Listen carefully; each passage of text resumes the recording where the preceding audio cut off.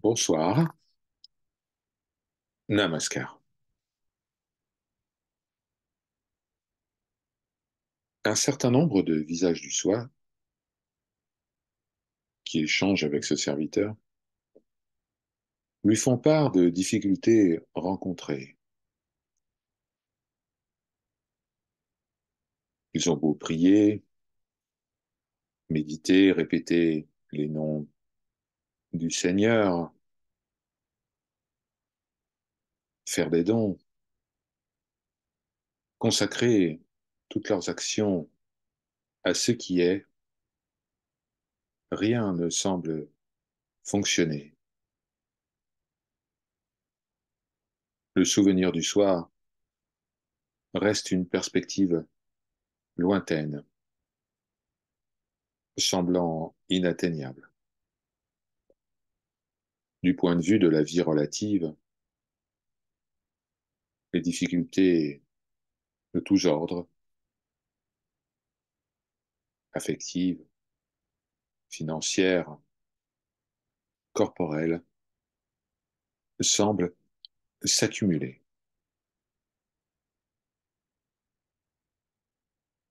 La tradition védique nous enseigne ceci. Il est important de se souvenir de la divinité qui a été vénérée par votre famille et vos ancêtres durant des générations. On appelle cela Kula Devta en sanskrit.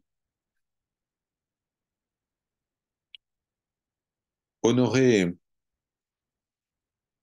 la manifestation du soir qui a été l'objet des prières et des offrandes de vos ancêtres et de vos parents.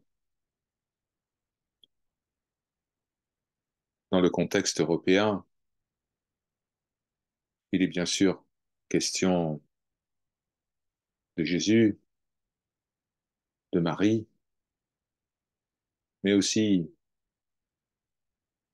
d'Allah ou d'Adonai, si vous êtes issu des autres traditions du livre monothéiste.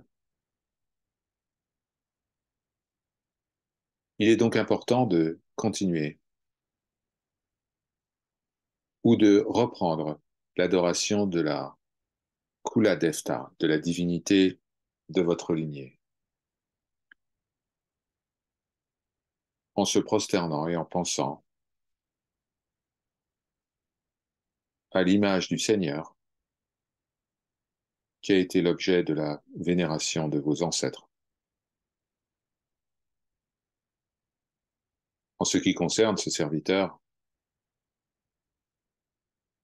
c'est l'image de la Divine Mère, la Théotokos,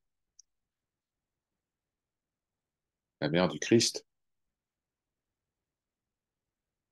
qui est cette Kul Devta, cette divinité de la lignée des ancêtres, cette Divine Mère qui s'est manifestée parfois sous la forme de la Vierge, parfois sous la forme de Thérèse de Lisieux,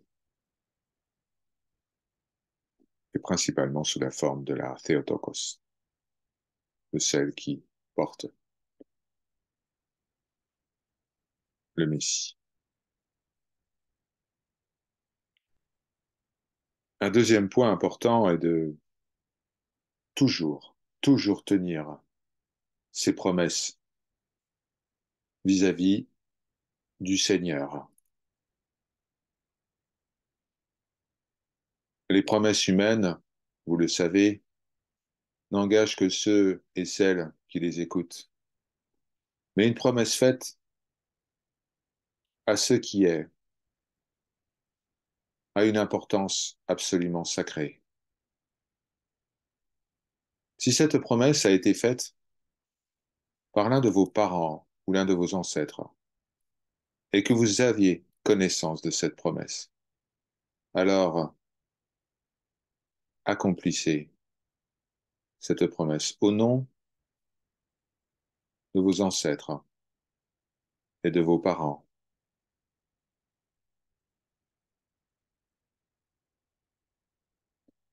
Un troisième point, très important, est de toujours,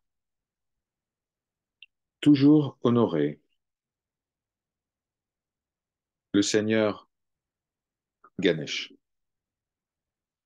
Avant de commencer toute forme de vénération, d'adoration ou de cérémonie, quel que soit votre Kuldevta, quelle que soit la divinité de votre lignée. Ganesh est surnommé Vignaharta Ganesh, celui qui enlève tous les obstacles. Sans l'influence bienfaisante de ce qui est manifesté sous la forme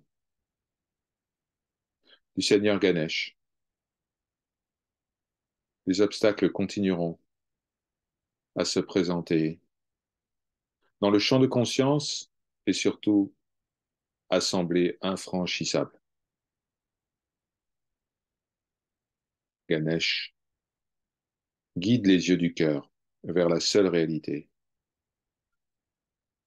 surmontant ainsi l'illusion qu'il y a des obstacles qui doivent être franchis par le personnage que nous croyons être.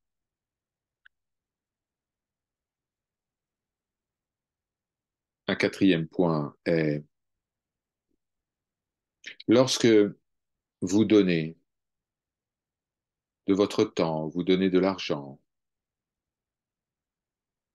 au titre de la charité, faites-le non pas à votre nom propre, mais au nom de vos ancêtres, au nom de votre lignée, que cette lignée soit spirituelle, la lignée d'enseignants, par exemple,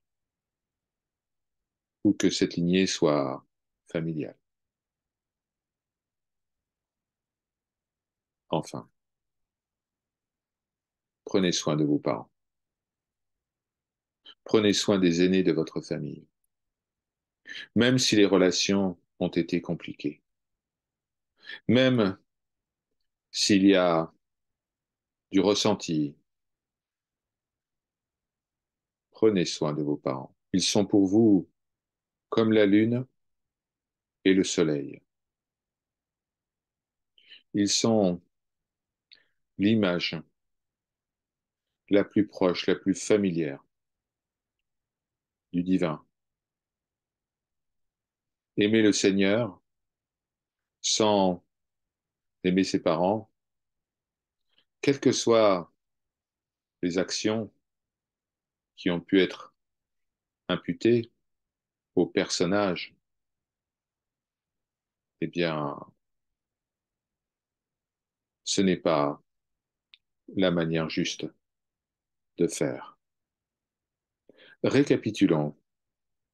Si rien ne semble marcher pour vous malgré tous vos efforts, malgré toute votre pratique et votre dévotion, souvenez-vous, servez la divinité de votre famille, celle qui a été honorée pendant des générations par vos pères et vos mères.